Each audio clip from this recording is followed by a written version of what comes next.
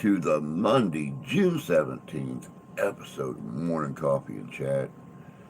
Excuse the voice, it's a little rough, little rocky. We had Ghostorama this weekend. What a bloody adventure that was. I'm still trying to catch up on the sleep. I got up Friday morning, got everything finished, went to worked the day, came home. Danny come over a little bit before 6, picked me up. We went back to Kalamazoo, got things set up, seen a few people in, got them set up.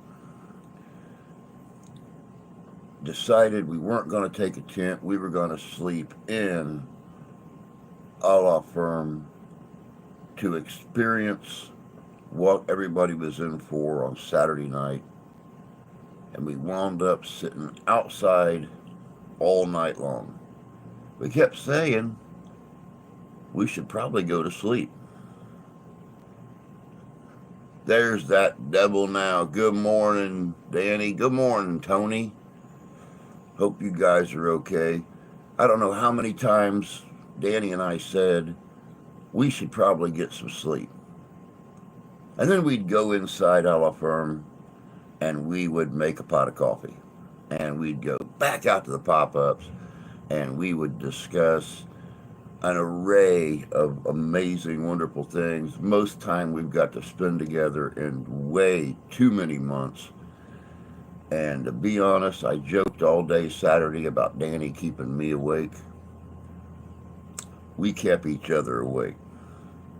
And it was a great time. Investigation went absolutely amazing. After the investigation, I got home right about 2:30 or so, and it's really, really rough when you don't get to spend time with the people you consider your best friends. And, Danny is one of those. And I think we did a great job catching up on so many things, but there's still so many things we've not had a chance to catch up about. So that just goes to prove there's not enough hours in the day when it comes to two. The only thing we were missing was a 12-pack of beer and a couple of dancing girls. But I mean, other than that, if our wives would have found out there were dancing girls involved, then Danny and I would be seeing a lot more of each other because we'd be sharing an apartment somewhere. So, but it was still a great time. Like I said, I got in bed. I was in bed 10 minutes after I got dropped off Sunday morning. Slept till 10:30 yesterday morning. Got out of bed, came straight in here, worked on the video from the group investigation. I was literally in here for morning, Ty. I was literally in here for all of Father's Day yesterday. I came out long enough to visit the family that came over, have myself a couple bratwursts with onions and peppers sauteed all over them, and some fried taties with peppers and onions in it, and rolled my happy butt straight back in here. And after about 9 hours of editing, I'm about halfway done. So I know what's on my plate for today. Finishing the investigation of a la firm, formerly known as the Beacon Club in Portage, Michigan, so it can be up tomorrow, so you guys can see all that crazy shit we found, and take a peeky boo in at all the amazing investigators that showed up. I mean, we had Tommy amongst the tombstones. We had Randy's Real Paranormal. We had those dweebs. We had P&P Paranormal. We had What Goes Bump in the Night. We had a buttload of friends up there. It's too damn hot to go outside. um, yeah. Yeah, we got the heat advisory early yesterday morning. Um, and it only got up to like 86 yesterday. It's supposed to get up to 94 today with the heat advisory still in effect. So luckily, we've only got what from 11 o'clock till we'll say 12:30 of exposed sunlight on the back deck. So who knows? Maybe we'll go outside and sit today. Maybe we won't.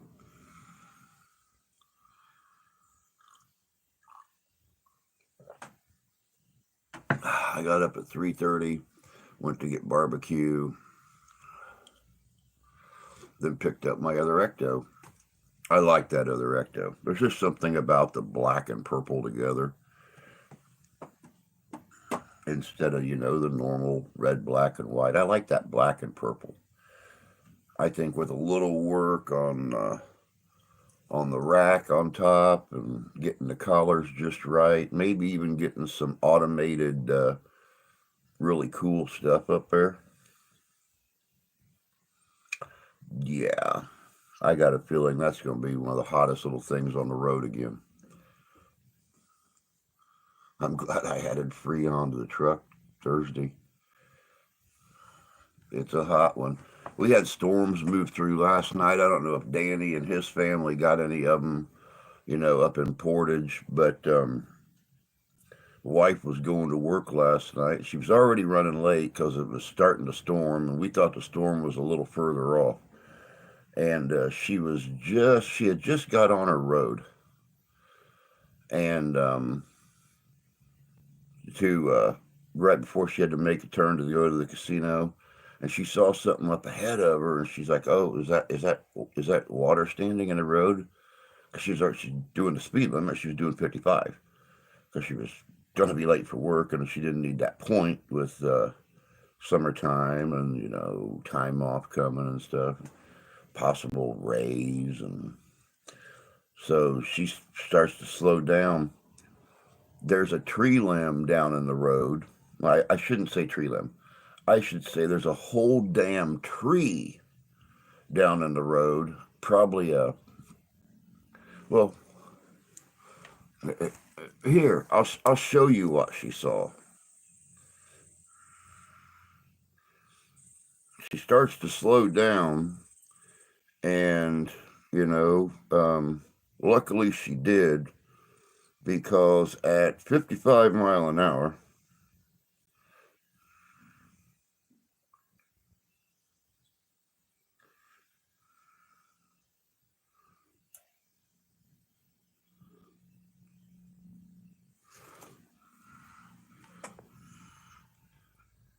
that probably would have broke her into little teeny tiny squishy pieces.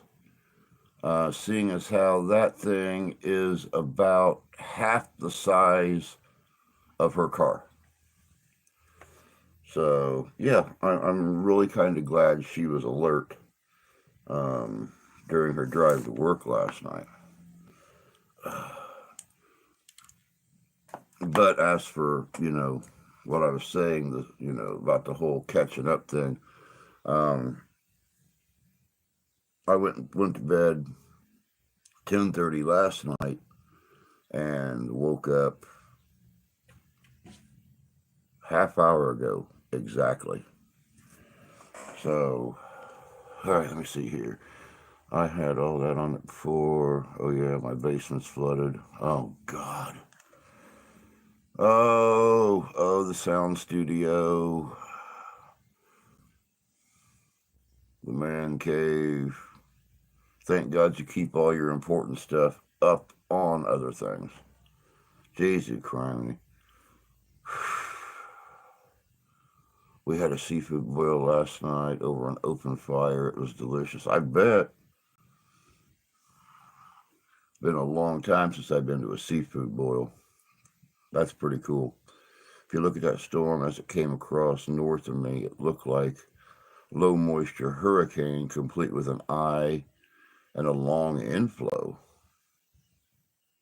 Wow. Huh. Most interesting.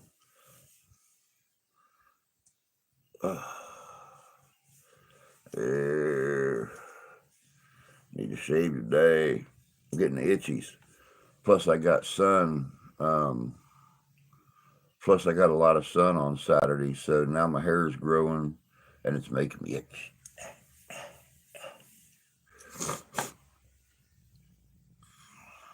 I don't look near as bad as I feel. Wow. Well, I mean, that's in my opinion. I'm sure somebody else has got something to voice up there. How bad is your basement flooded, Danny?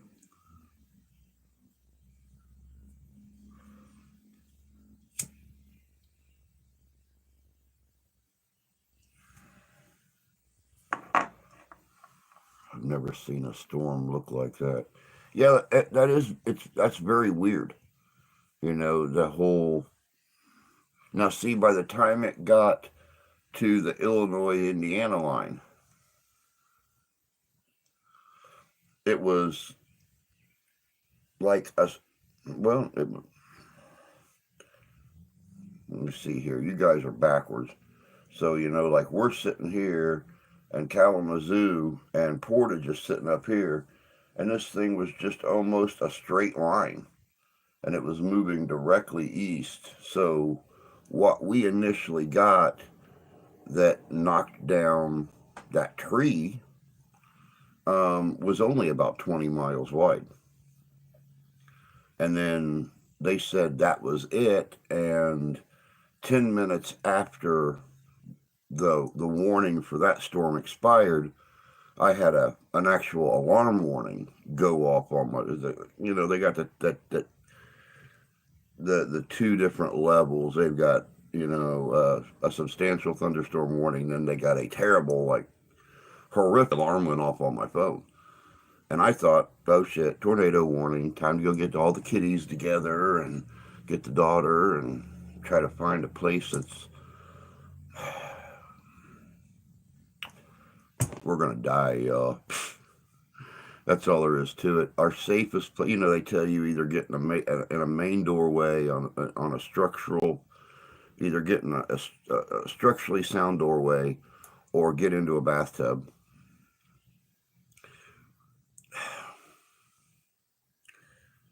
We have no. It's a modular home, and it's a 21-year-old modular home at that. So there are no structurally secure doorways, and both bathrooms are on the outside wall of the house. Over which, or under which, I should say, is a tree limb as big around as a Volkswagen Beetle. So either way, either the tornado is going to rip the wall out of the house and suck us and the kitties and everybody up into the heavens, or this Volkswagen is going to fall out of this huge ass tree and come crushing down on our toothpick house. So, yeah.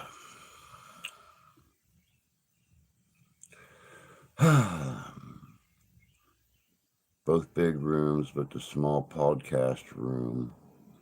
Oh, okay. Okay. That's good because you have all your wires and all your little goodies and stuff stored away in there. So, how often does tornadoes hit my town? We have not technically had a tornado in this town in probably 7 or 8 years. But thankfully we're a small enough town that they might be coming in our direction, but they just either overlook us or just barely miss us. Those ones that hit Portage, Michigan here a few weeks ago, those storms actually just passed by us by the matter of a couple miles, and then hit the bigger towns. But yeah, luckily we've had them in all four directions miss us by just a matter of a mile or two. So Now, here about 7 or 8 years ago, we had one that clipped a few farms on the edge of town, moving northeastward. So, Maritza, good morning. Hope you're doing fine and had a wonderful weekend. Still working on that first cup of coffee, y'all. Please excuse me. Hopefully, I'll become much more pleasant to at least listen to. I would say more pleasant to look at and listen to, but it's only coffee. How much can it do?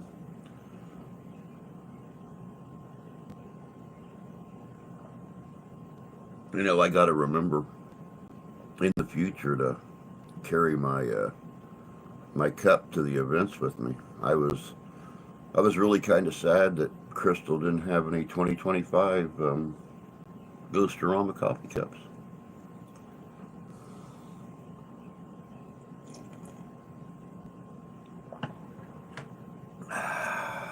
It's good coffee. It's really good coffee. I think a tornado hit us this last storm. Oh, wow. It's scary, man. Those things are definitely. I've always thought of a tornado as the finger of God. Um, Only because it picks and chooses for itself. You know, a a person who believes in there's no we all know nature is a living thing, but I mean a person that thinks as nature as its own entity that thinks and breathes and acts on its own, and you know it decides what it's going to do, who it's going to hit, how much damage it's going to do, how many lives it's going to take. I've told you guys the story of living down real close to the town I grew up in, and my high school here several years ago, probably I'm going to guess 25 years ago. And a tornado came across the cornfield behind my high school. I only lived one mile exactly east of my high school, directly east. If you got out the binoculars, you could look right to the front doors of the high school. And the tornado came across the back of the field, went right across the roof of my high school, ripped the entire air conditioning unit off the high school, tore down the front sign, and traveled directly east. It dropped the air conditioning unit and the high school sign at the half a mile marker between the high school and the trailer park I lived in. And we saw the tornado coming, and my girlfriend and her baby, they ran in, got in the bathtub, and I reminded them, of course, we live in a mobile home park, guys. Um, the whole trailer is built with 2x2s. It's not going to stop a tornado that just ripped an air conditioning unit off the top of the school as big as a school bus. It's not that, Tony. I'm just getting acclimated. I mean, I've not even been up an hour. I've literally been up 40 minutes. So first cigar, first cup of coffee. So, but trailer parks make tornadoes horny, dude. I mean, I'm serious. But I mean, that tornado, we watched it come, and I stood right on the deck and watched it. And the whole trailer park was in a dip. It was probably about 10 foot lower than the surrounding fields. And that tornado literally hit the edging uh, of the small hill on the where right before you got to the trailer park, and went completely over it was like the Dukes of Hazzard making a jump. I mean, that thing literally hit that ramp and went completely over the trailer park and hit the hill on the other side and kept right going, and not a quarter mile across the field hit two farms and completely obliterated them. Tore the barns down, tore the chicken coops up, done damage to the house, damaged crops everywhere till it dissipated about a mile and a half past the trailer park. So yeah, it was an experience. We'll put it that way. You know, you hear of people standing there watching the eye of a hurricane move over the top of them, but sitting there watching a tornado just, I mean, not 100 feet above your head. You know, just sitting there watching it, and you know, the wind and everything blowing around. But it was actually very, very cool. Yeah, yeah, definitely. But yeah, definitely tornado magnets. Trailer parks are the lap dancer of the you know, the tornado realm. You know, they see them coming and automatically they'll go out of their way, and it don't make sense that a tornado would jump with downward suction. But yeah,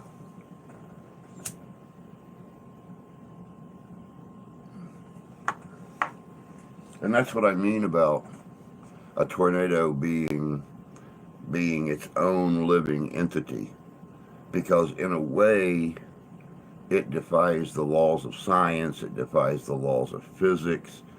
It's not just, you know, when a strong wind blows, a strong wind will blow until it hits an object, and then it will move around. We've all seen wind flow tests with cars or airplanes or something like that. It will move until it hits that object, and then it will flow around that object, but it'll broaden it out. But after a while, the cone will come back in and start forming those winds again, as long as there's still a force behind it. A tornado, uh, it'll it'll go a straight line for 100 miles, and then all of a sudden make a 90-degree cut and go completely around a town and then go back again. That's why I call them the finger of God, because there's no physics to them. There's no scientific logic to them. It's only their existence they care about.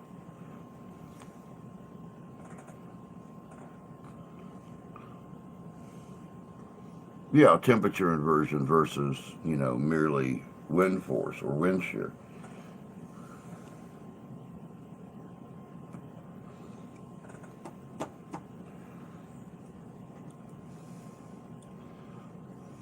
You know, you and I aren't too much unalike, or you know, too much different, Tony. You know, we have both spotted them before. You know, when I was in Texas, you know, I was considered a chaser, even though I didn't chase and I didn't work for anybody. I did it for the thrill of it. You know, I would look at those big monsters coming across, you know, the fields and stuff in Texas, and it fascinated me. You know, I felt like I didn't have to go to college and learn this stuff when I learned better on my own, at my own pace, and it completely fascinated me. The sheer force. One of the very first places that I went when I was in Texas was right back up across the Red River out of Wichita Falls, Texas, into Oklahoma, where that huge tornado hit back in the 80s, and completely lifted an entire town off its foundations. The only things still out in that field are a bunch of concrete foundations. Everything else is gone. But my friends wanted to take me out there to see what an F5 tornado could do to a small Oklahoma town. And it just, to get out of the car and to walk around these weeds, and you know, you'd come across a perfect rectangular foundation in a field, and you know, 20 feet away is another one, and the whole field is smuttered with these beautifully laid, I mean, they're so perfect you could build a house right on top of them. But yeah, it fascinated me how this thing just pretty much, I mean, if you could imagine a broom as a tornado, and you know, you're sweeping the linoleum in your kitchen, and all of a sudden everything's gone off the linoleum. That's exactly what it looked like. I used to chase them in my 20s just for the rush. Well, time to get, make some coffee and go assess my flood damage. All right, Danny, you take care of yourself, bud, and hopefully we can kind of, sort of, you know, do again here real soon what we done, minus the staying up for 45 hours straight. I think both of us are still going to pay for that for another day or two. But we definitely need to start spending some more time together, bud. There's fewer days ahead than there are behind. Fewer days ahead than there are behind, and we should really take advantage of them and spend time together. So, besides that, we got Ghost-orama, Jackson, Michigan to start planning out. We might as well start now.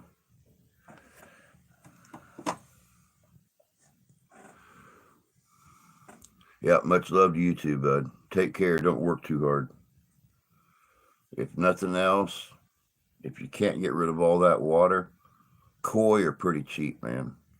And very few people could say they have an inside koi pond. So keep that in mind.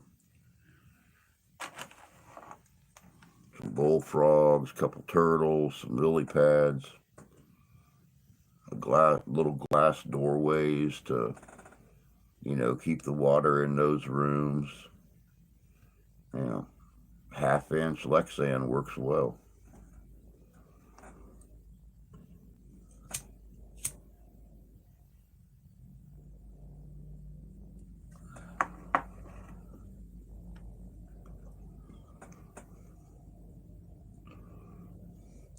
Became fascinated by tornadoes as a kid. I saw a single piece of straw driven through a 6-inch diameter tree limb.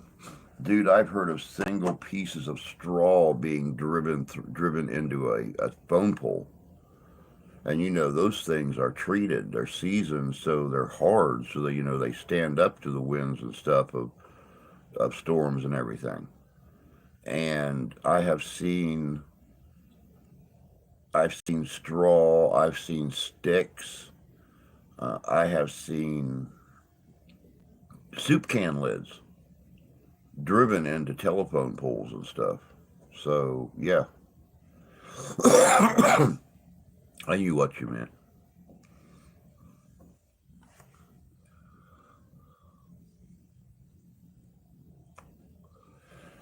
But yeah, you know, all in all, was a great weekend. We didn't have phone poles are not hardened. Ours are all around here. They're all what's that process? Isn't it heated? Or man, our phone poles don't bend in the wind. That's why they snap off like they do. You never ever see ours flexing in the wind. They are that dark. Oh, is that it? Creosoted. That's what makes them darker.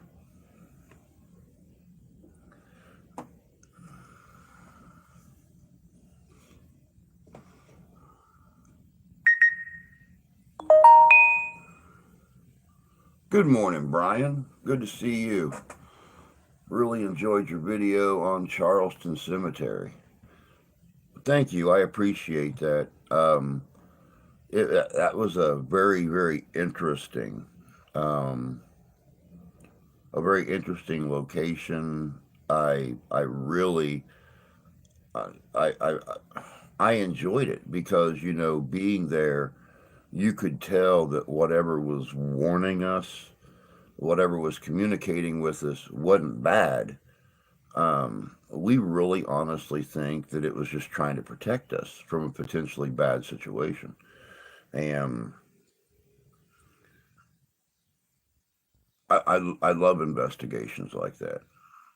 Not to mention the fact of, being able to tell the history of a town that never really stood a chance.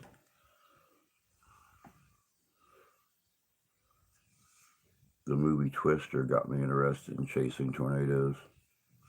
Well, then you'll be happy to know that the second movie, Twisters, is supposed to come out this year. So I've seen some of the clips and things of it, and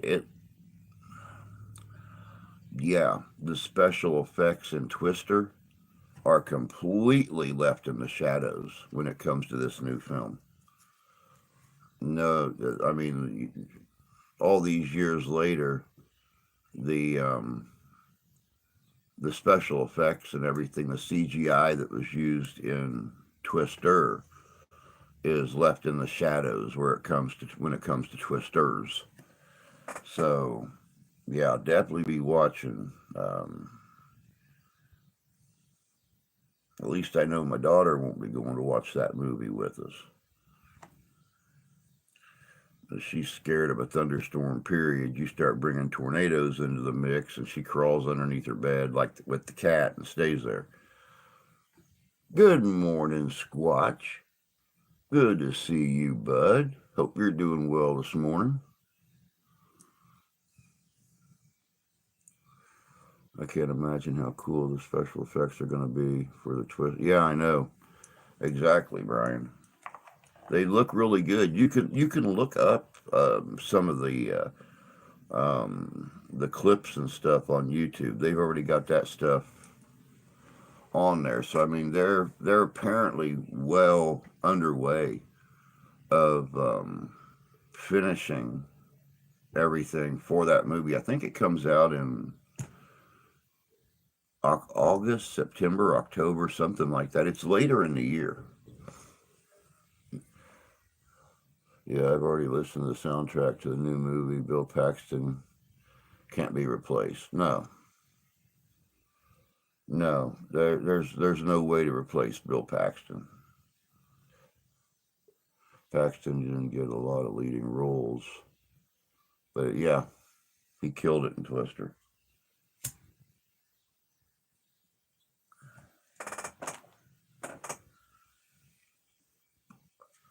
The really One of the really cool things about this video, and I'm not going to go into a lot of detail um, about the video premiere tomorrow evening of Beacon Club, but because they had investigated that location before, um, Danny got all the investigators together in the big dining room, and he uh, he had decided that he was going to introduce them to what they could expect by playing Tommy's video of he and Randy and Danny's investigation a couple months ago.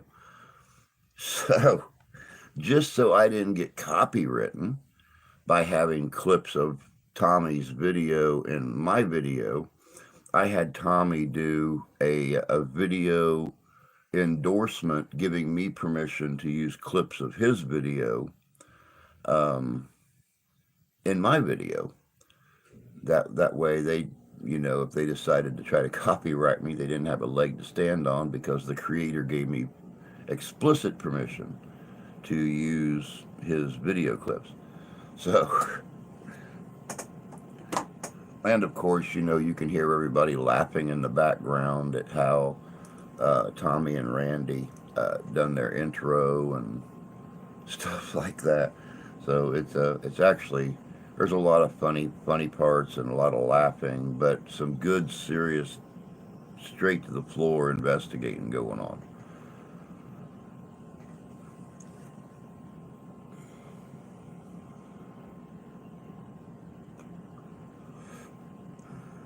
But fair warning, it's going to be a long video because before whatever it was, whoever it was, decided to eat my battery. Yeah, we filmed the whole intro with Tommy's video. I had about 15 people in the group where that I was the head investigator, the tour guide. We got the ballroom um, part of the investigation and the bar. And then when we moved upstairs, whatever was up there decided it wanted to chew on some energy. So it come after my older phone that I used to record on. And yeah, it lasted about 10 minutes and went from 75% to 13% and quit filming. So I think I was able to get it turned back on and record long enough to explain what happened, but there's no video with it. It strictly recorded the audio on a black screen. Yeah. Luckily, it wasn't very long after that everybody had had enough of whatever was up there and was scared and confused and everything. So, and I was outside tending to Michelle and Julia from those dweebs. Michelle had experienced the same thing I did going upstairs on the original staircase. She got hit in the chest. I almost fell because I was carrying my tripod, um, my investigation box with all my tools and stuff in it. Um, I got about halfway up the staircase and it was like I hit a wall. Something just kind of, right here. And the same thing happened to Michelle. She got hit and almost fell backwards on the staircase because I mean old 1830s stairs. You guys know that they're not even as wide as a foot. You've got about that much heel or toe sticking over them, depending upon whether you're going up or down. So when I got hit, I'm kind of like this, and I let my shoulder hit the wall so I don't slide. And I stand there for a second until I feel balanced again, and then get up the top. And same thing happened to her. And then um, one person felt that at the top of the staircase, getting ready to go on to the landing, and Julia from those dweebs, she started getting a severe headache and getting very emotional when she got upstairs. So being the paranormal papa that I am, thank you, Trevor and Riley from What Goes Bump in the Night, for giving me that nickname. I went outside and took care of my girls and made sure they were okay. And by that time, by the time we got done, the investigation was pretty much winding up. It was almost 1 o'clock at that time, and time to wind it down. But it was a good location, good investigation. Like I said, that'll premiere tomorrow evening, 7 o'clock p.m. Eastern Standard Time here on the channel. There's some good stuff there. I won't lie to you. There's some very good stuff there.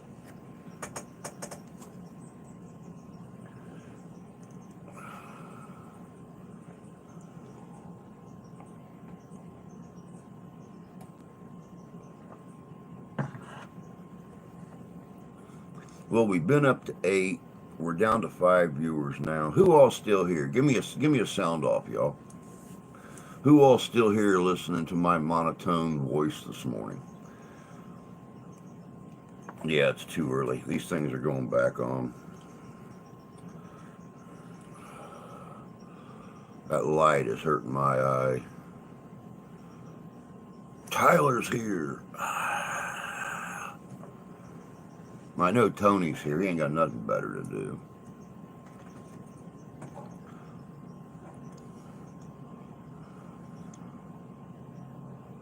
I'm here and there. Yeah, that's what I said. He ain't got nothing better to do. Elvis, my friend, my God, it's been forever and a day, man. How the hell you been?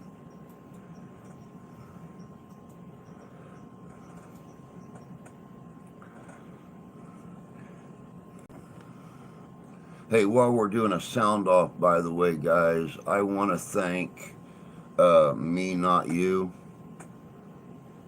um, for the brand new light. Um, when we watched the investigation video for Charleston Cemetery, he had made the remark about it being so dark. Um, but I informed him without the donations. You guys know what kind of a shitty ass job I got. I barely make minimum wage. I work, at a location where, it's Indian owned, like India, and they pay as little as possible, but in a town of 3,000 with just like 4 or 5 potential jobs, you take what you can get.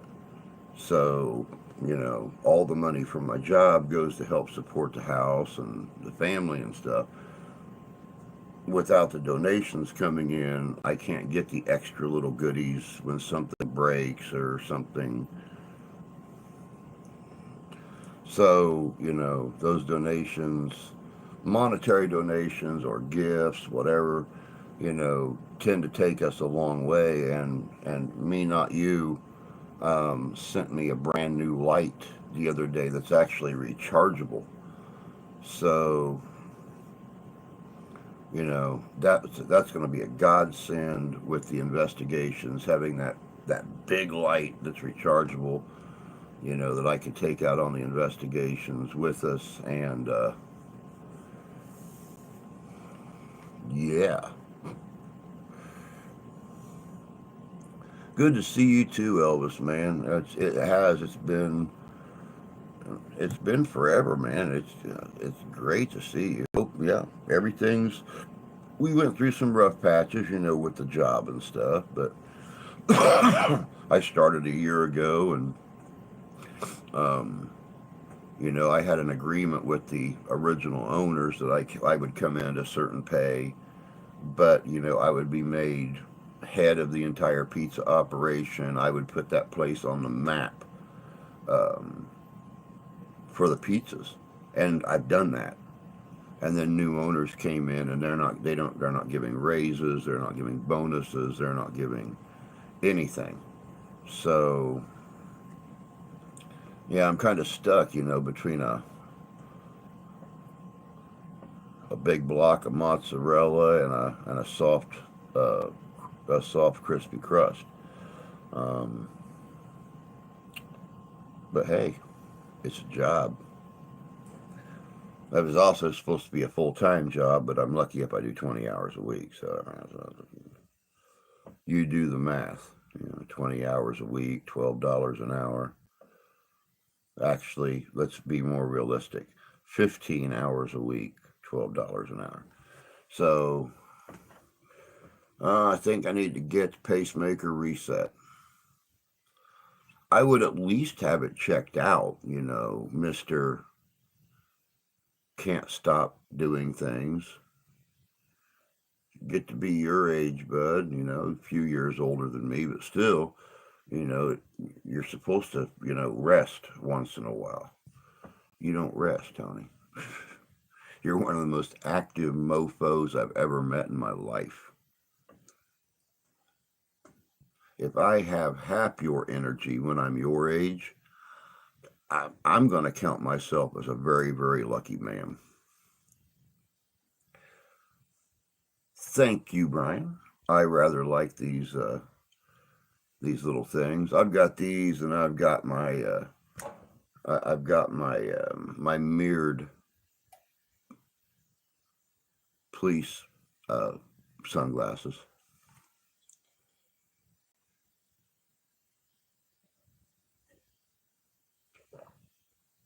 I'm really kind of angry. When I was younger,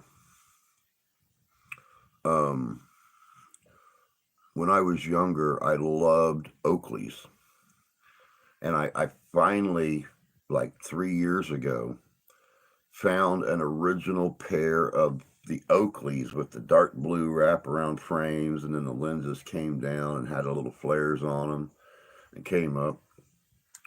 And I I wore those things religiously. I love those sunglasses. And here about 3 weeks ago, I slid them on my hat, and I couldn't figure out why they were so loose. They kept wanting to fall down, and the frame had snapped right here, right in between the lettering on the right dead center of the lettering for Oakley across them.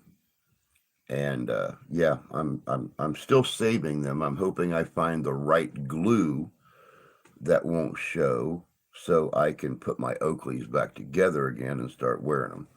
Because when you're a poor white dude, you can't afford a pair of $100+ sunglasses, and yeah, these weren't. I got these for like a tenth of that price, but I checked them out, and they're originals. They're just outdated Oaks. So,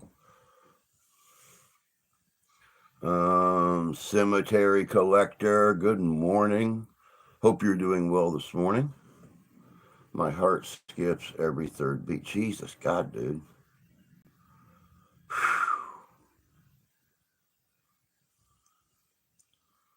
Yeah, you definitely need to get it checked out by your doc. That's for sure.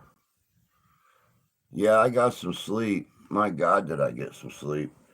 Like I was saying earlier, Danny dropped me off about 2:30. Oh, hey, Crystal. Happy birthday, by the way.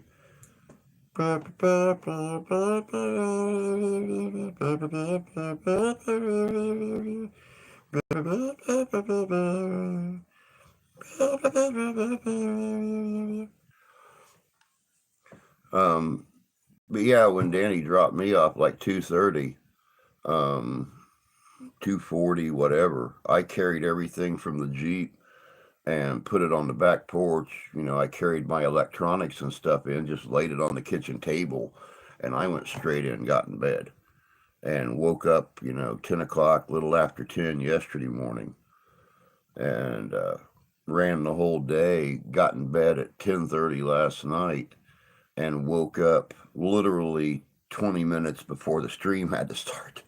So here I am running around, getting everything together, getting dressed, getting my face washed, getting coffee made, you know. So, yeah. So who knows? I mean, yeah, we'll see what tonight's like.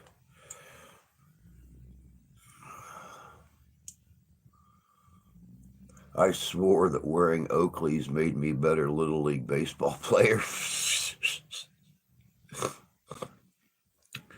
I think wearing a good pair of Oaks makes you a better everything. I'm a better investigator. I'm a better person when I'm wearing my Oaks. So I got to get my Oaks fixed or find a replacement pair or something, because I'm lost without my Oaks, man. I'm lost without my Oaks.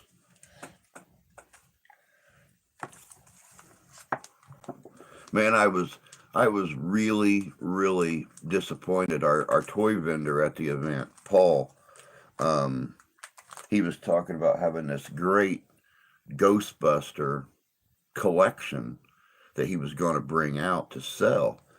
And I asked him, I said, dude, you got any of the newer proton packs?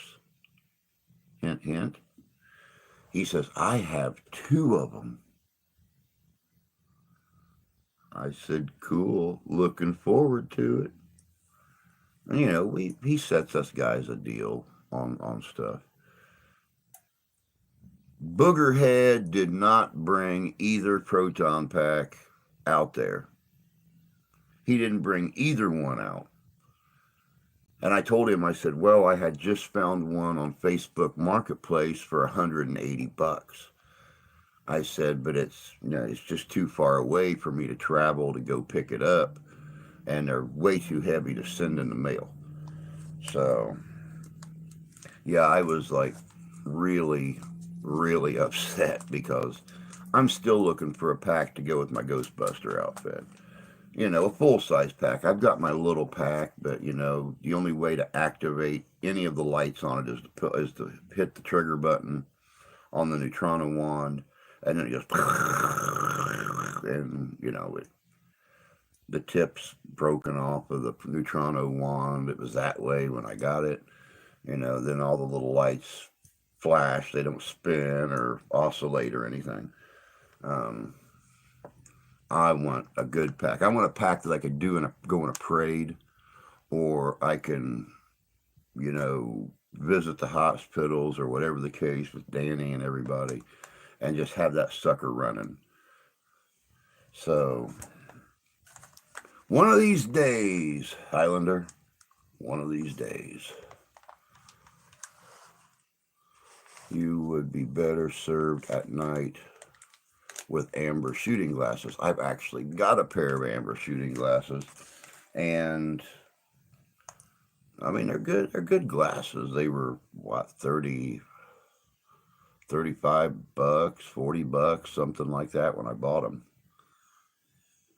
But they're absolutely amazing glasses. They help me a lot during the bright, sunny days too with my eye.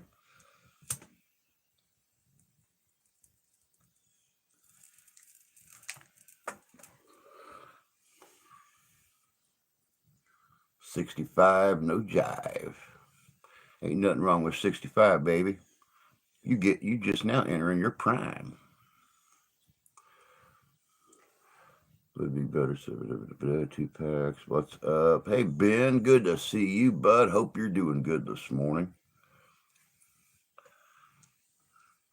Hope you are doing good this morning, man.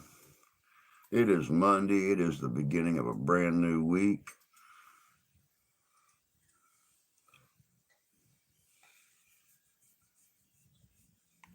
Wish we could see ahead of time what kind of week it's gonna be, but I'm hopeful. Started off good. I got a good night's sleep. Spent the day with the family yesterday for Father's Day. The wife's aunt and uncle brought their new trailer over and put it in the front yard. I can't say new trailer. It's an old pop-up, but the people took really good care of it. It's just really dirty because they haven't used it in forever, and they gave it to the wife's aunt and uncle. But they just moved back here from Pennsylvania. They've been staying in a motel, but it's costing them over $300 a week.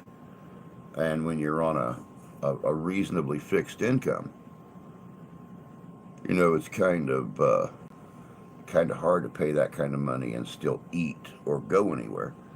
So they bought this camper, and we're going to let them, stay out here at the front, come in here, use the showers and stuff, eat with us, whatever the case may be. But they informed us that they're already looking for a new house. And when they find one, they're going to give us the pop-up. So, yeah. There you have it.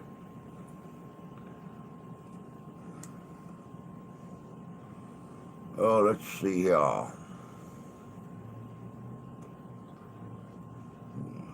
Hot is what kind of week it's going to be.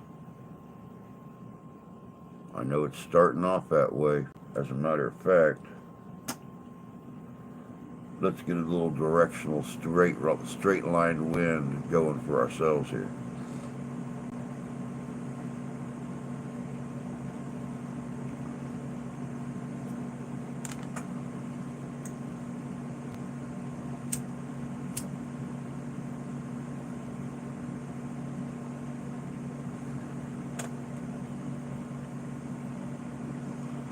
Let me clarify. Really, really getting hot. It's rainy and cold here. Night or time for some beers, some joints, and a good horror movie. Ben, I'm coming to your place. Nah, flip my system around way too much. I mean, it's already after midnight there, or just getting into midnight. Hell, I just got out of bed here. That'd mess up my system way too much. Morning, Jan. Good to see you, love. Hope you're doing well.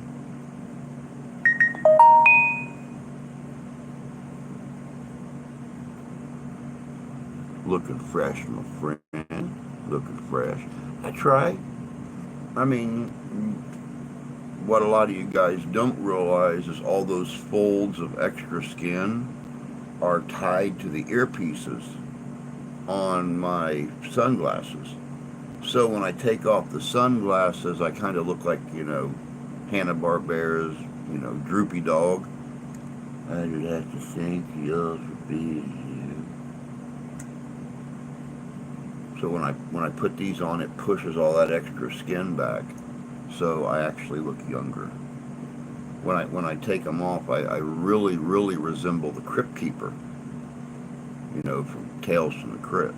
So I try to look as fresh and young as I can.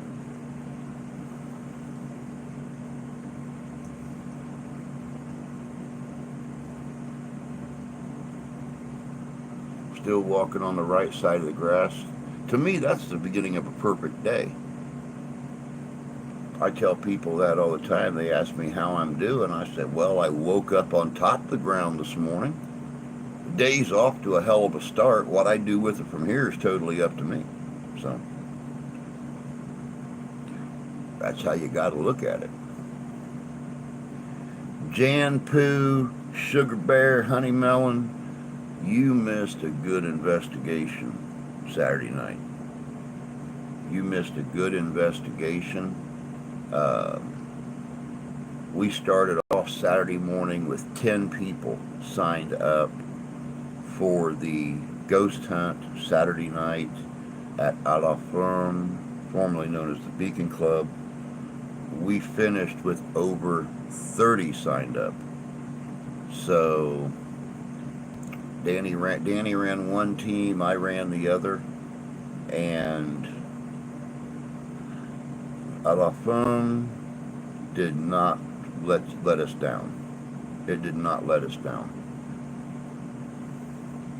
The video, I worked all day yesterday on it.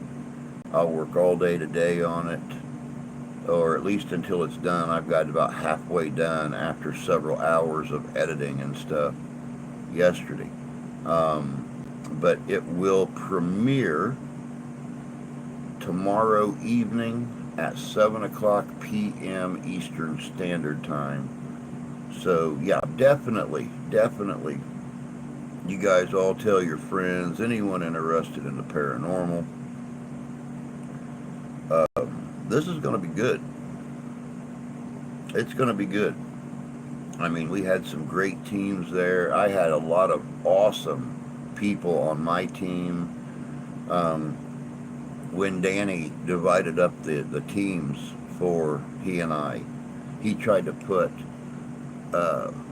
really good investigative teams on both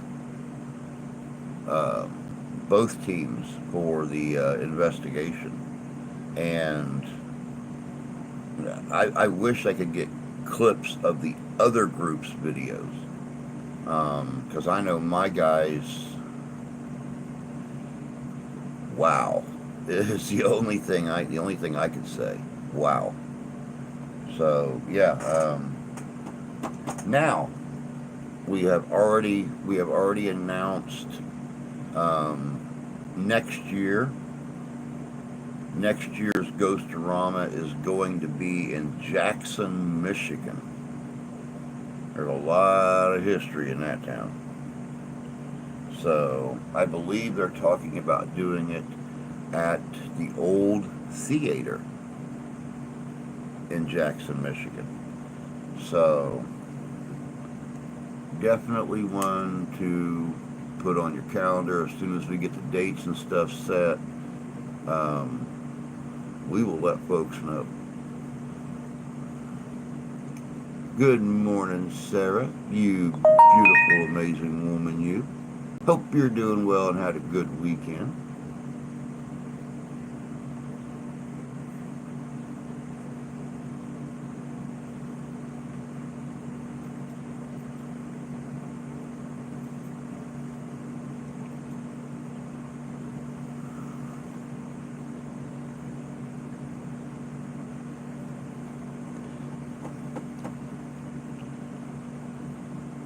Yep. As far as I know, if I'm remembering correctly, one of the Ghostoramas next year. I think I'm going to sit down and talk to Danny and see if maybe we can do one a year and just make it an annual event at different locations throughout Michigan and upper Indiana. Um, I think having multiple events kind of hurts a teeny tiny bit. Um, need to give the people something to look forward to instead of doing multiple events. Oh well, if I miss this one, I can catch the next one in a couple months. No, they're a lot less apt to think that way. If it's I'm going to miss this one, I can catch the one next year sometime. Still no job, but it's better than what I had to put up with at the old job.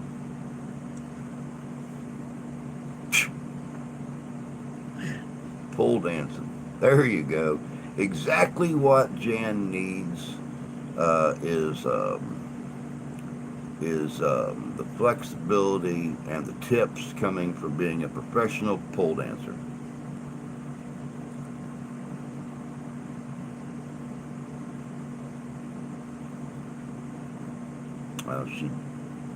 She'd be beating the crap out of anybody that tries to, slide a credit card, drop a roll of quarters.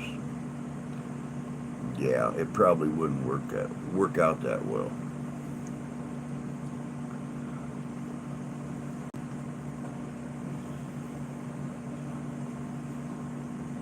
Sounded good when it popped in my head.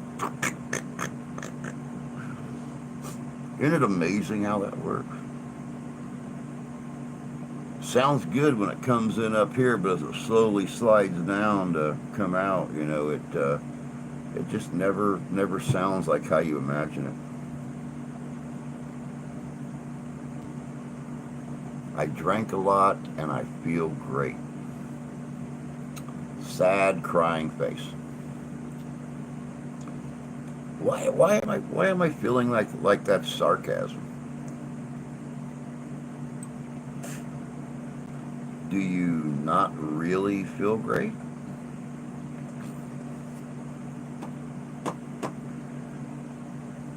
Girlfriend, I've done told you many, many times, when you're in the mood to drink, get a hold of your old buddy Drew. We'll drink together. Or talk to each other and keep each other from feeling like crap the next day.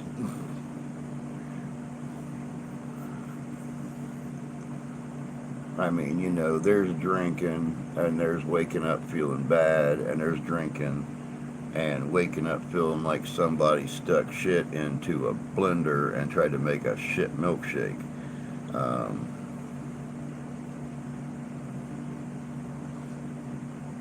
Yeah. I just called too many people and feel embarrassed. Isn't it amazing how that works?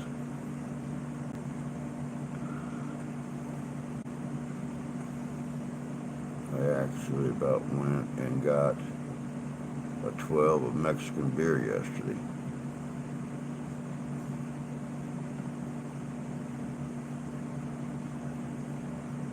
Wow. Yeah, on days like we're having right now, when it's hot And these aren't even the dog days of summer, guys. We're not even out of June yet. You know, if we're having, yeah, she didn't call me either, Tony. I feel like really saddened by that because I like I like slightly buzzing Sarah, and really buzzing Sarah. I could only imagine is more fun. And shit faced can't understand what the hell she's saying. Sarah has got to be a ball to hang around. So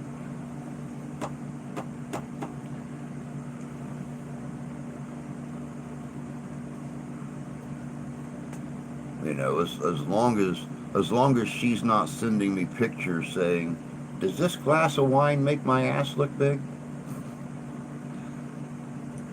We're good. I can't get in trouble for that. I'll call y'all next time.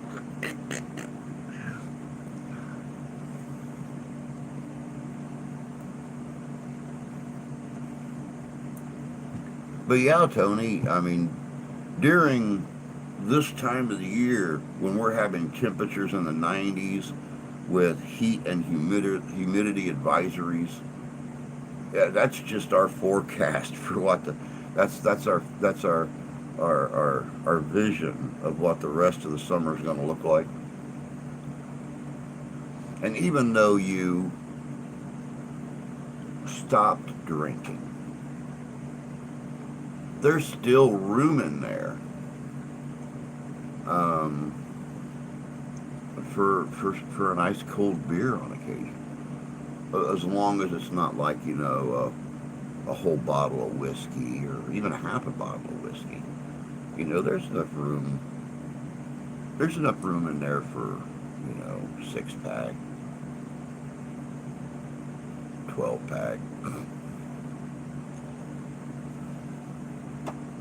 I had one beer last night. The wife made me beer brats for Father's Day, and she decided it would be selfish to go out and buy a can of beer to put in the brats, and not buy me beer to sit and drink while she was putting beer in the brats. So I sat down and I had my Bush Light, and it was really good. It was really good. I don't worry about getting in trouble. That has never been an issue for me. I don't either. I live to get in trouble. I never got in any trouble when I was younger. So, I promised you guys that after, that whole ordeal in, 2016, and realizing how delicate life was and how quickly it could end, that I was going to start doing all those things that I never done when I was younger. And not worrying about getting in trouble is one of those things. So,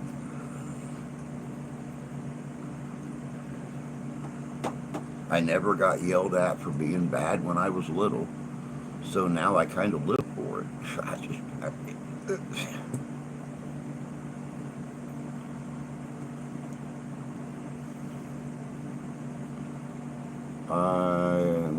I tend to drink when drink moderation is not included. Okay, I can respect that. We're gonna relax. We're over halfway through this thing. We're gonna relax a little bit. We're gonna undo this. I don't gotta look prim and proper and pretty for you all. My only question, Sarah, my only question, I couldn't find the picture of me in the gym from all those years ago. But I did find pictures and sent them to her of me in my 40s. And I'm thinking that she probably, since she didn't respond, I'm guessing that she either got so sick looking at those pictures. Or, yeah, I don't remember how we got on the subject of going to the gym and stuff, but there's a picture of me at like 40, 43 or 44 years old. And literally, I'm sitting in the gym with my elbows on my knees, and my arms are about that big around. And I had about a 45-inch chest, and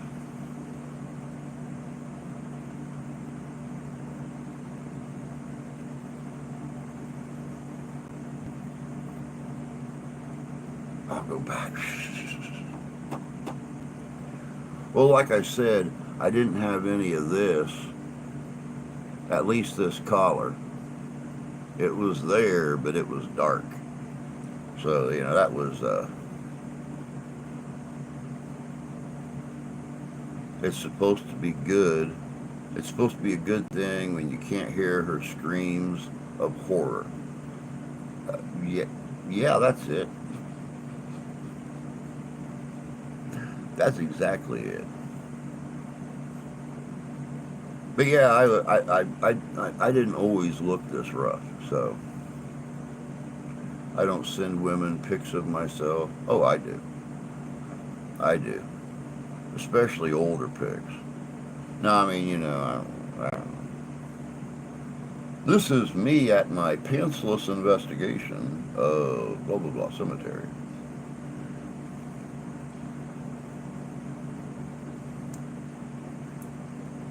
Come on out and join us. It's a very breezy night here in the cemetery.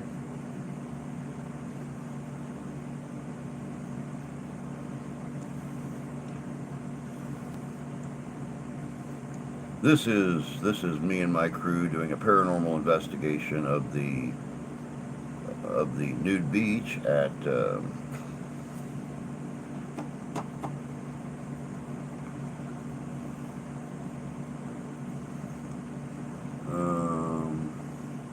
I did plenty of stuff as a teen that I ain't overly proud of.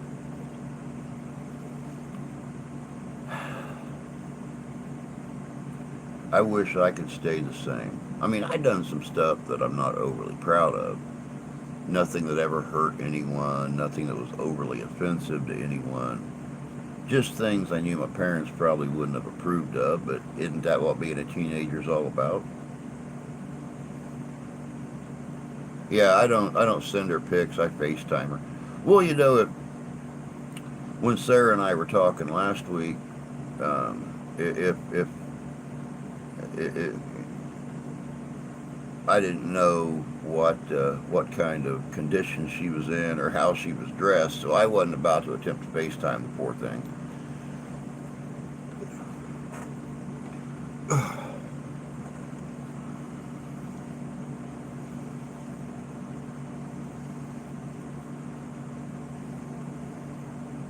I might do so if asked, but normally I would suggest going to my Facebook profile. Yeah, I try not to be that socially acceptable. I'm more hardcore now, man. I'm more hardcore. Screw Facebook. I can't say that. That's where I do all my advertising and stuff for my videos. So I love Facebook. Facebook's amazing. It's wonderful.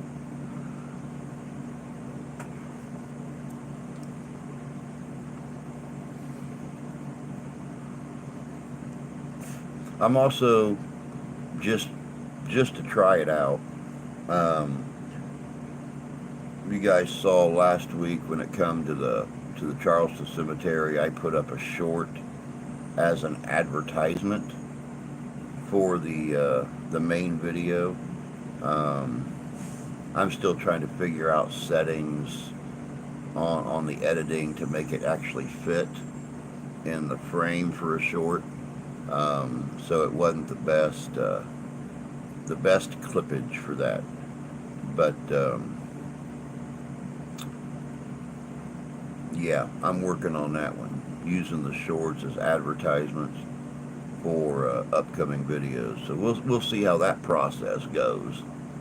Y'all know you're dealing with a technotard here. I mean, if live streaming was any harder than hit this, set a time, hit this, set a, framing, is it going to be this way, is it going to be this way, if it was any harder than that, you guys would probably never get live streams, but I was able to figure that out after 3 or 4 days of playing. So Facebook is okay if you don't get hacked. The really cool thing about Facebook now, and I've noticed it just here in the last few months, Facebook and Facebook Messenger is now double encrypted.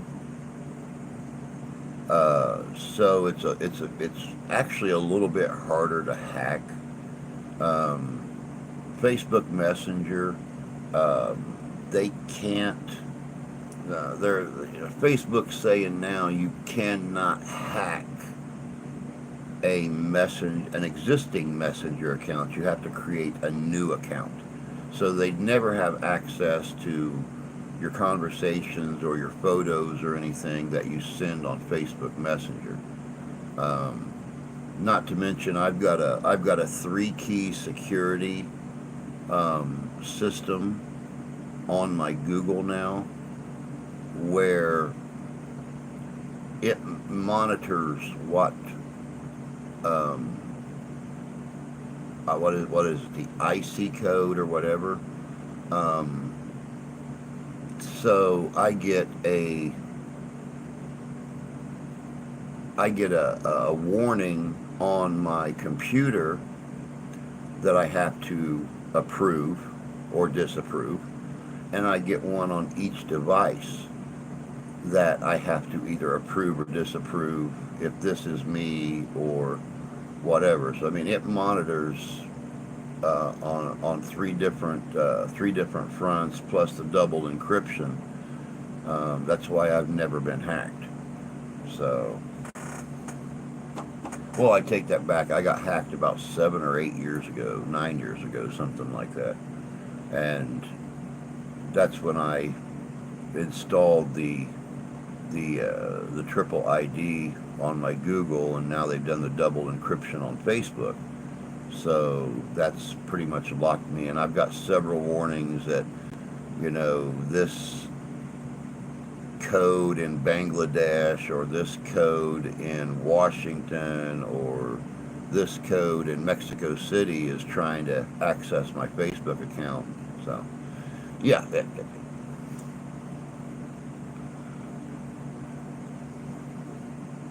I have been on Facebook for many years and have yet to be hacked. I got Facebook when I was still, or when it was still a college thing. They had Facebook way back when you was in college? Was it all in Greek? Latin?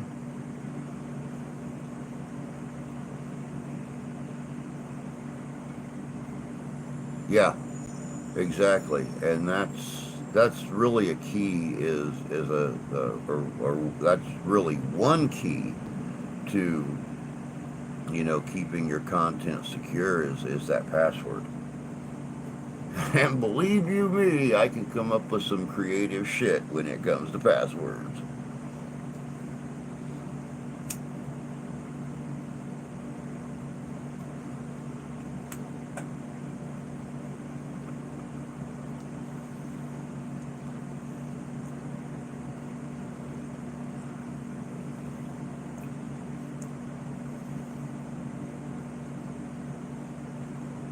I was not in college. Facebook was a college thing in the early days.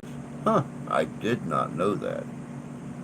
I knew that there was predominantly a lot of college kids using Facebook, but I didn't know that it was, predominantly a college thing.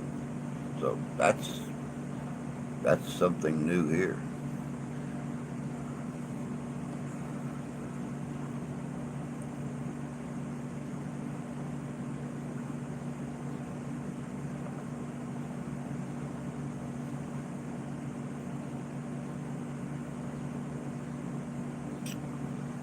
That's pretty cold. Wow. And you got down to the bottom of that thing, and it was much, much stronger than what the cup was.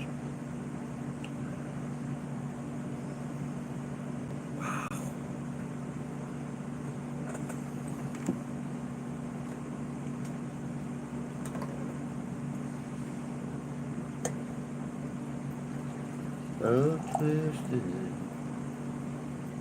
sideways down. Now I'm getting twisted, and I can't come down.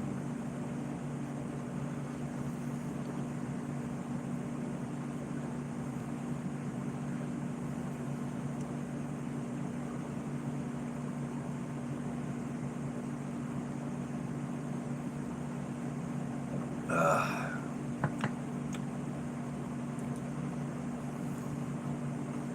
Had to go out yesterday and buy coffee. You know, when the wife and I ran to the store to get the beer brats and the beer for the brats and everything. And I picked up a new kind of coffee the store had. And I got to admit, I'm not disappointed. It's a restaurant brand coffee. And it just comes in a sealed foil bag. It's actually really good. I mean, it's no Black Rifle coffee. Don't get me wrong, but that's pretty good stuff. You opened up the bag, and the whole room smelled like fresh ground coffee for like 20 minutes after I opened the bag. And then I ruined it and put it in a Maxwell House can that I had sitting here. And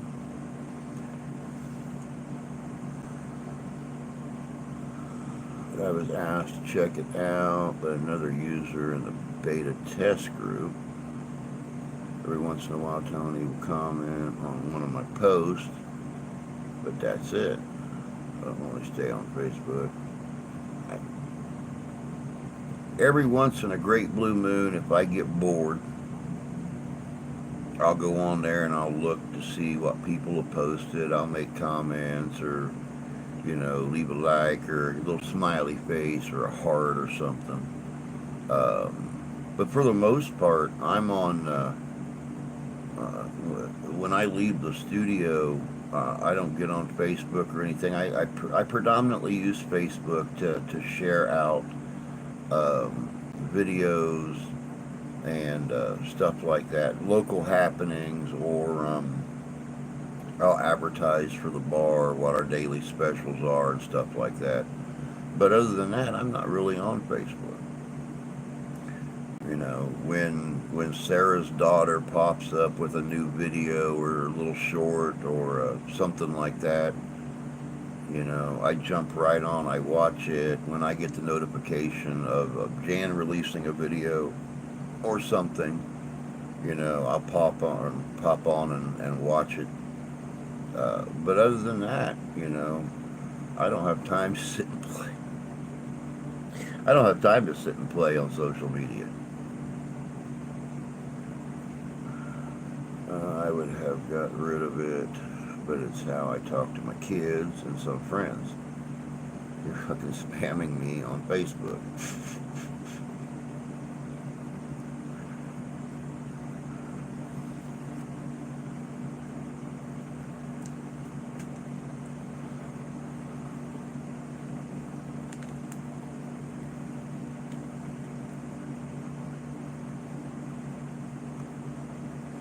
And besides that, I don't.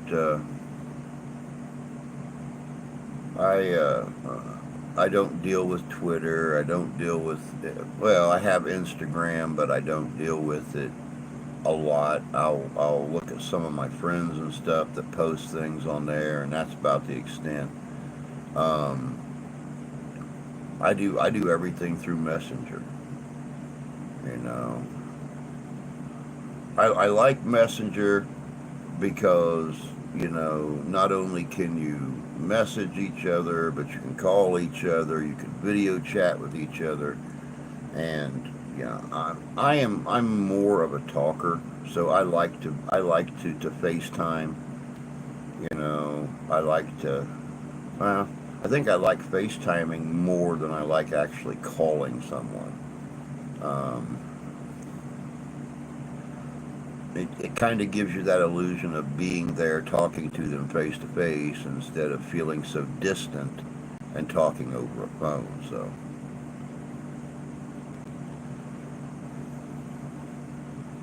she's at her dad. She asked me if she could stay another week. I was tipsy and told her she could, but I miss her a lot.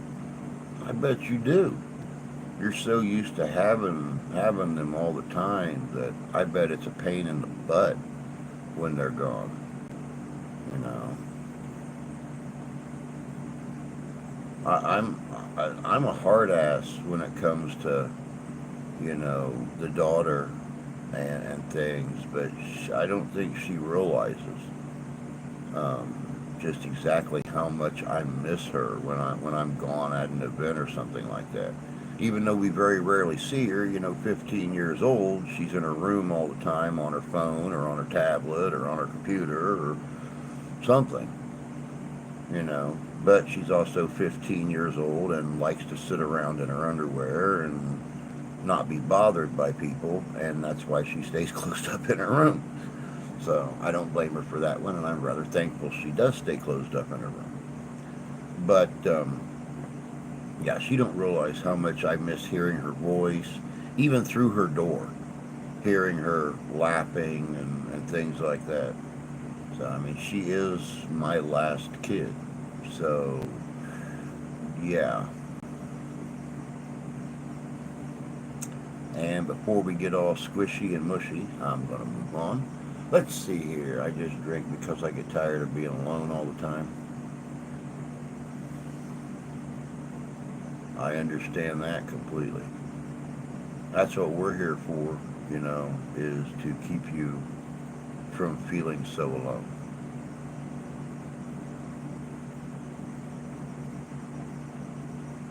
Like I said, I will shoot the shit with you anytime you like. Yep, that's exactly how I am.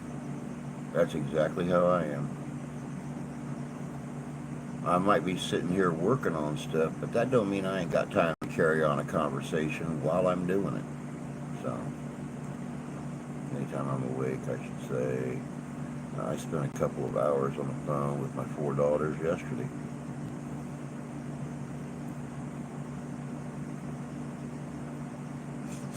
My oldest, the one I'm still in contact with, called me yesterday, and I just one more time I realized exactly how much him and I are alike. They were pretty much making for dinner the exact same thing that we were making. You know, they were going to make steak, and he just at the last minute they decided beer brats and fried potatoes or potatoes O'Brien. You know, homemade, not out of a damn bag, homemade potatoes O'Brien. You know, was the perfect Father's Day meal. So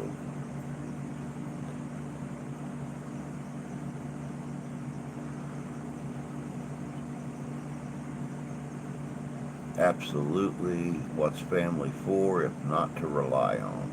You got it. I don't like talking on the phone much. Happy Father's Day yesterday to all guys. And well, since you are a single parent, Sarah, happy Father's Day to you too, love. Because you get to play both roles. You get to play mommy and daddy. So you deserve it too. Although speakerphone is okay. Yeah, speakerphone is fine. 9 times out of 10, if somebody gets a hold of me, I give you guys a little idea of a setup here. And I wish I had a mirror so you could see it. But I've actually got a clip that sits up above my computer. And I normally do all of my work down here when it comes to editing videos and stuff. So while I'm using this phone to edit the videos and stuff like that, I do all my chatting and stuff on this one. So while I'm talking to somebody, I've just got this phone clipped up here and this one laying down here at the base of the computer doing all my work. So I got no problem clipping that phone up there and basically letting you help me while I'm doing my editing and stuff while we're carrying on a conversation.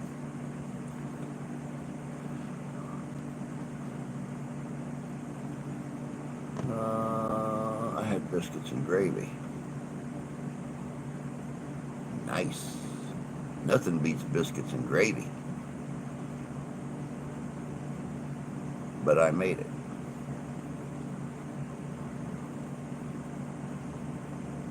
That's not very Father's Day-ish. Why didn't the wife make you biscuits and gravy? Why didn't your daughter come over and make you biscuits and gravy on Father's Day? You're a father, damn it. The family prefers my cooking. Good reason. Hey, Chris. Good to see you, man. Hope you're doing well this morning.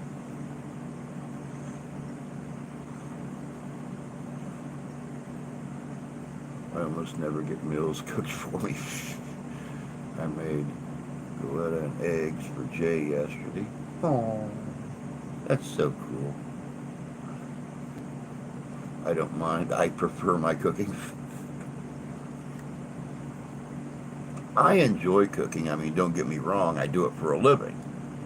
So when I'm at home, it's really kind of nice that, I've got somebody cooking for me. I just can't wait till the daughter gets sound enough mentally in the kitchen that she can make dinner for me and her mom. That's what I'm looking forward to.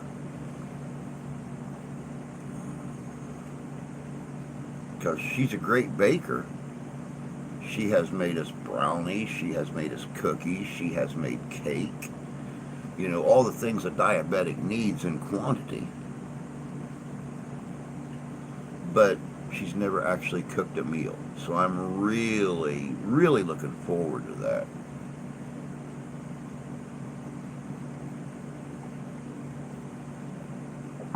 I mean, don't get me wrong, she's helped her mom cook before. But I mean, me and her mom sitting at the table, playing cards or something while she's over there cooking dinner for the family.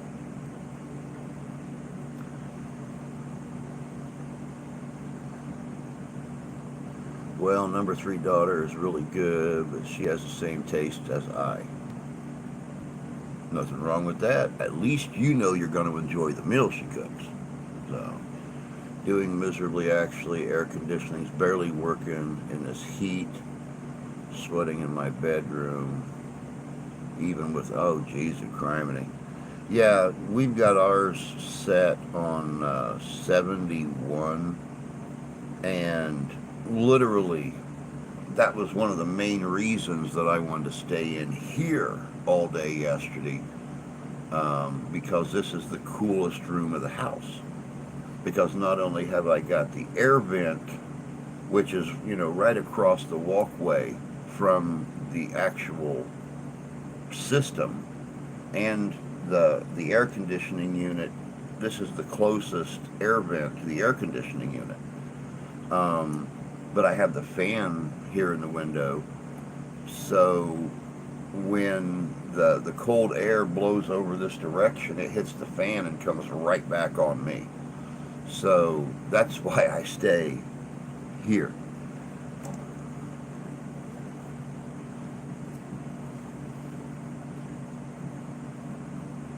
But yeah, in this heat, the way it is with the heat advisories that we're having here at the end of June, you definitely need your air conditioning. And it's like I was saying earlier when Tony was talking about the heat and everything. If this is what the end of June is this year, what's the dog days of summer going to be like at the end of July, beginning of August? So, yeah. Can't wait to see that.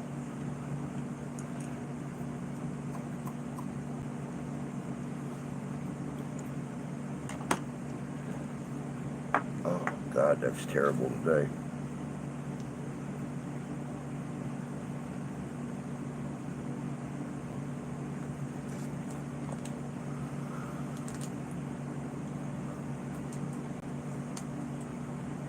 Girls made me to cook. My girls were made to cook from about age 8.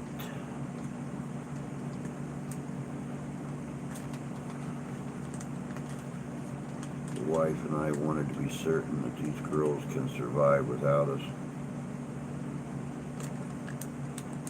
It's always smart. Always smart.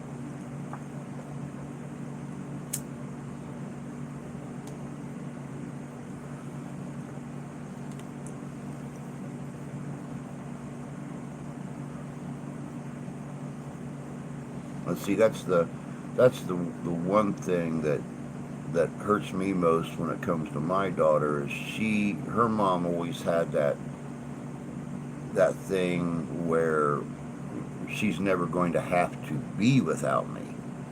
You know, she didn't look that far into the future, and so she didn't make our daughter do anything. And you know, when I came in the picture 8.5 years ago, almost well, it'll be 8 years ago here in just a few days. I'm what? Today's the 17th, so 8 days. 8 days from our 8th anniversary. You know, I started making her do things, and 8th anniversary. 17, 18, 19, 20, 21, 22, 23, 24. Yeah, 8th anniversary. Um, why does it seem like 40 years?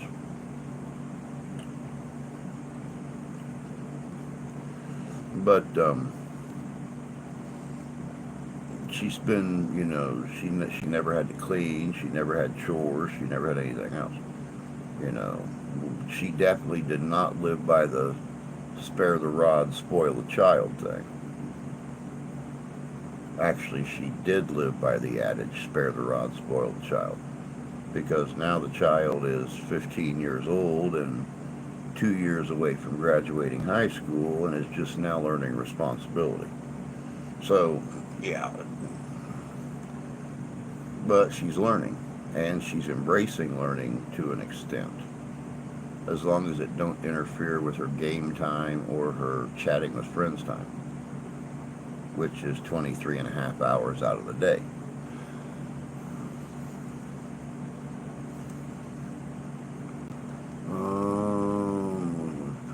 Really around air conditioning. Mine is set at 69. Mind you, the two wall units upstairs cool the whole house. Fans circulate the air. Yeah, definitely. My AC's on 71 here in the garage. 66 in the bedroom, and the rest of the house don't have AC on yet. My old window unit only cools 2 rooms in my apartment. Get a box fan, or even a couple box fans, and you know, you put one in the doorway of the room that the AC unit's in, blowing the opposite direction, and then somewhere a little further down, maybe in another doorway or in a hallway or something, put a second box fan, and it will pull all the air in, and it'll help to circulate it through the house. That's the one nice thing about having the main air unit and then having vents throughout the house. Is yes, this room gets a much higher circulation of the air conditioning, but clear out under the kitchen window on the opposite room of the house, or the opposite end of the house, you're still getting cool air, but it's much cooler in here, especially with the fan helping to circulate it. So that might be something you'll have to look into, Chris. It's a couple of $20 box fans at your dollar store, and help it to pull the air throughout the house from that window unit.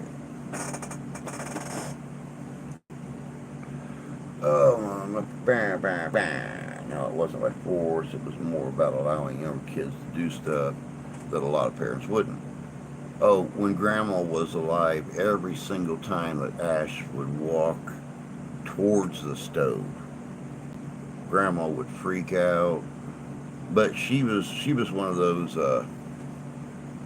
she was one of those people. She grew up in that era where the kids' chores were outside. She done everything in the house. She done all the cooking. She done all the cleaning. She done all that stuff because, well, if she wanted it done right, she did it herself. Since she has passed away, Ash has, she vacuums, she takes care of the kitty boxes, she feeds our broken kitty baby. 10:30 last night, I had to get her to feed Broken Kitty, because every time I walked through the living room, Broken Kitty was off her towel and wobbling across the floor, falling over and getting back up and wobbling, trying to chase me down, and just meowing the whole time. So I had to get Ash to come out and make the syringes to hand feed Broken Kitty, and she did it. Pulled herself away from her game, away from her chatting with friends, and came out and took care of Broken Kitty and put her back on her towel, and Broken Kitty went back to sleep, and Ash went back to her room, and I crawled in bed and listened to the thunder and lightning.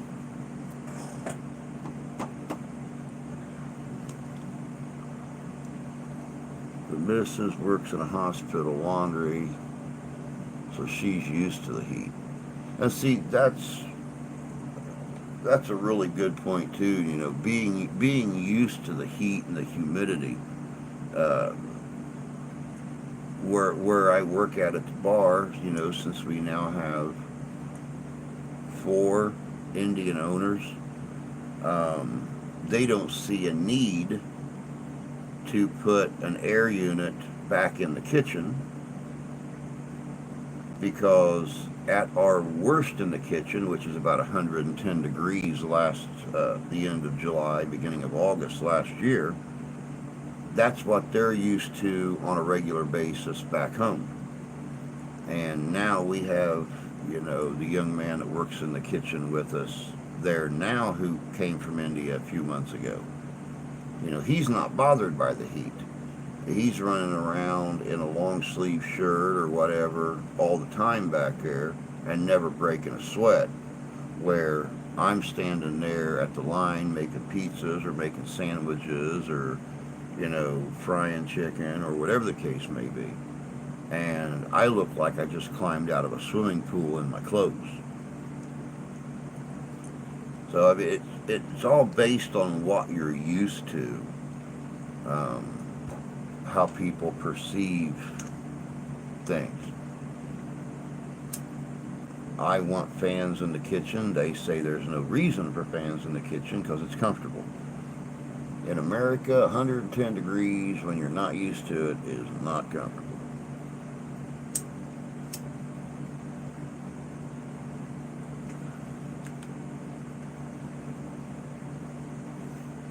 You can use a damp towel to help with heat. The hospital told the workers that they were going to put AC in next year.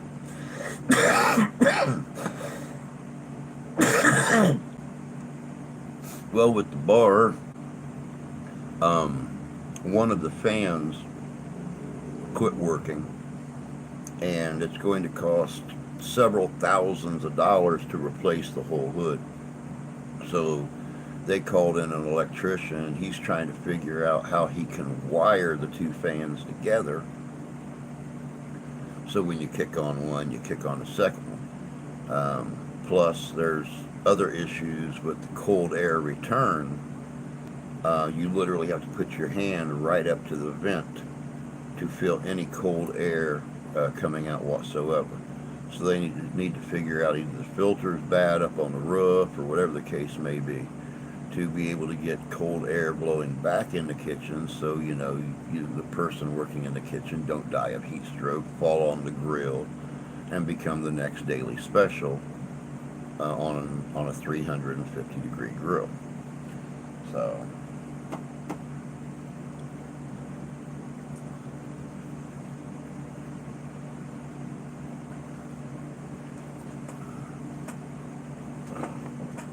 what the hell? Get over there. Get over there.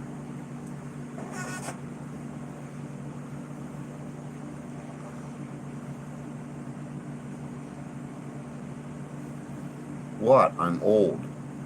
I'm sitting here and I'm feeling this big lump of stuff under my butt, and it's like, did I fart? Did I just fill my britches up? I don't remember it, but I don't remember a lot of things. Hospital was started by Dr. Rossi, and all his kids were made to work all the crappy jobs at the hospital, and they have sympathies in those respects. Always a good thing. Always a good thing. I have a respect for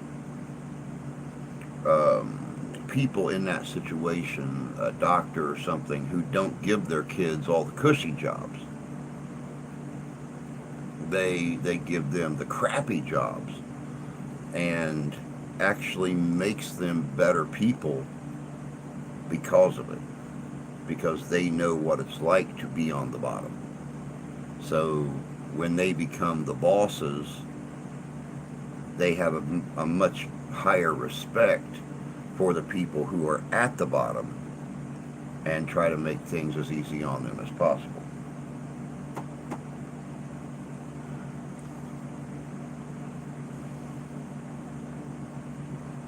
Man, we're down to about 10 minutes. I can't believe that.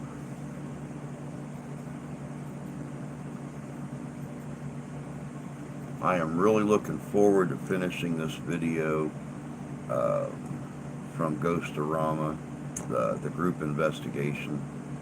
Like I said, guys, don't forget, and definitely, like I said, I will post something today, probably on the community tab or something, announcing the video premiere tomorrow night. Definitely share that out on your channel. Share it out on social media. I want a crowd. I want people to come in and see this, because it is well worth it. And I will venture as far as to say that what we ran across was not evil. We had no evilness there at all. We had more of a confused or a scared something that was there because of all the people. So it's definitely interesting, and we got a lot. My dilemma: what to do the rest of the day besides laundry. Come and mow my damn yard. Yeah, she's going to drive in the heat for 3 hours, 2.5 hours, 3 hours, to come and be in the heat and mow your damn yard. Keep her in beer, and you might get a deal on that deal. You might be able to convince her. Keep her in cold beer, ice cold beer, or whiskey and Coke. And I'm not going to promise the lines are going to be all that straight after the 6th or 7th one, but it's going to get mowed.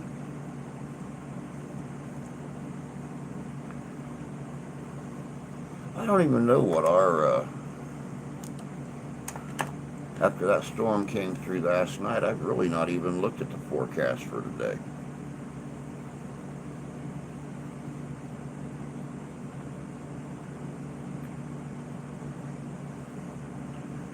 What's it say? What's it say? Today, 32% chance of rain, 93 for a high, 74 for a low. Tomorrow, 90 for a high, 73. Wednesday, 93. Thursday, 93. Friday, 93. Saturday, 93. Oh, hey, we finally get rain again Saturday night. Yay! Sunday, 86.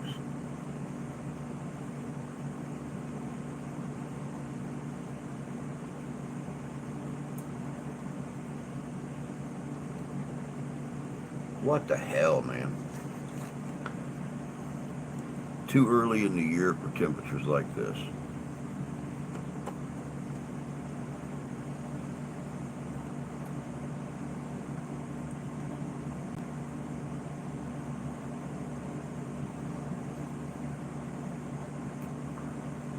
More like 7 hours, I would guess. Yeah, if you're 5 from Indy, she's what, hour and a half, 2 hours from Indy. So yeah, it's gonna be more like 7 hours. It's really hot. Yeah, it's yeah. Don't need rain for a couple of weeks. Bud Files, good morning. Hope you're doing well.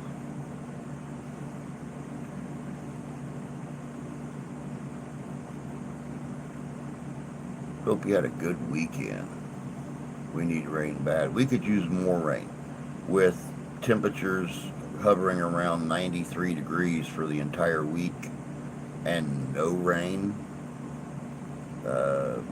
my lush green yard is going to be a lot less lush and a lot less green by next week.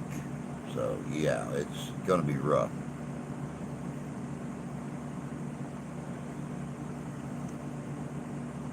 Bud Files, you missed a great, and I know that, you know, distance and gas prices and stuff, you know, keep you from attending our Ghostoramas and stuff up here in Michigan.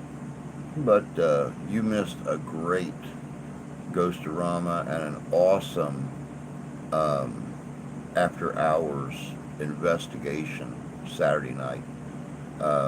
I will be premiering the video tomorrow night at 7 o'clock p.m. Eastern Standard Time. I'm going to finish all the editing on it today. I'm only about halfway through. We got so much activity at the A La Femme restaurant, formerly the Beacon Club, by the airport in Portage, Michigan. And but that video will premiere tomorrow night, 7 o'clock p.m. Eastern Standard Time, and I will put up previews and announcements and stuff. Well, yeah, the premiere is a live thing. I'm not on screen. It's the video on screen, and then I'm just in the chatting with folks while the video's going on. But yeah, it's a live thing. It's a live kind of thing.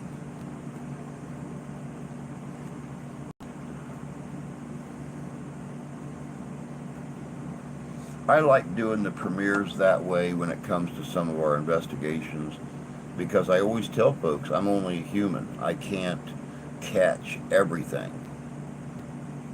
So when I have others watching during a premiere, they can let me know if they catch things that I missed.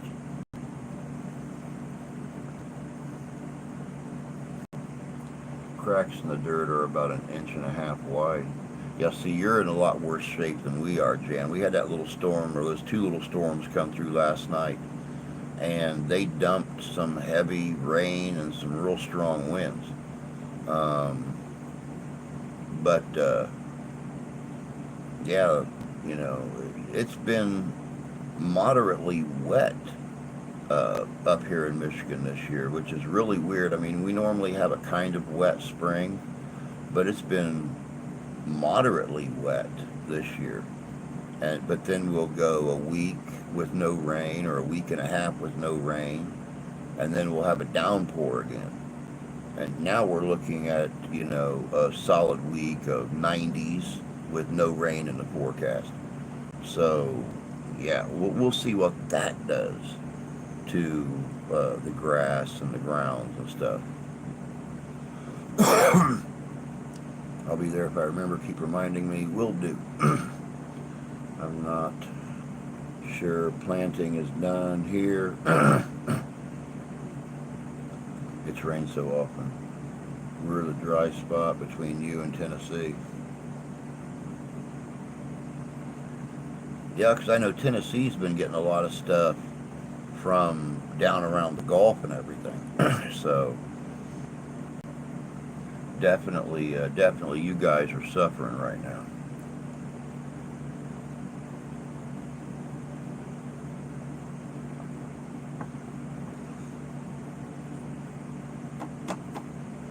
Again, he didn't make it in here this morning for whatever reason. I would like to thank Me Not You for the brand new light for our investigations. Since I lost the battery, I didn't lose the battery. I gave the battery to my big light that's mounted on my tripod, or was mounted on my tripod, to charge it, and the fella accidentally, since he had the same kind of light that I had, when he sold his light, accidentally sold my batteries with it. One of these days I'll figure out how to size that battery and get a new one ordered for it. But Me was kind enough to actually send me a large rechargeable light to mount on my tripod for investigations, and I would just like to thank him for his kindness in sending that to me. So maybe our nighttime investigations won't be so dark. We'll see. We will see. I really look forward to well, and I mean, it was an accident, Jan. Normally I would say, hey, you owe me a battery. But it was an accident, and I'm not gonna, I'm not gonna be a dick about it. So you guys know that's the farthest from the kind of person I am. If a person does something accidentally, I can't be a ass and say, all right, Dick, you got rid of my battery. You owe me a new one now. So if he did it on purpose, then yeah, I'd be the first one to call him out. But maybe a pop-up thunderstorm in the afternoon if we're lucky. Accident or not, he's still responsible. And I agree with that. But I've also come to find out that ordering the batteries for this type of light is as expensive as just ordering a new light that comes with a battery. So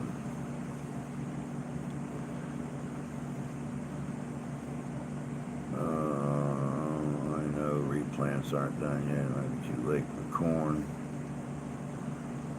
Maybe a pop-up thunderstorm in the afternoons if we're lucky. We could only hope.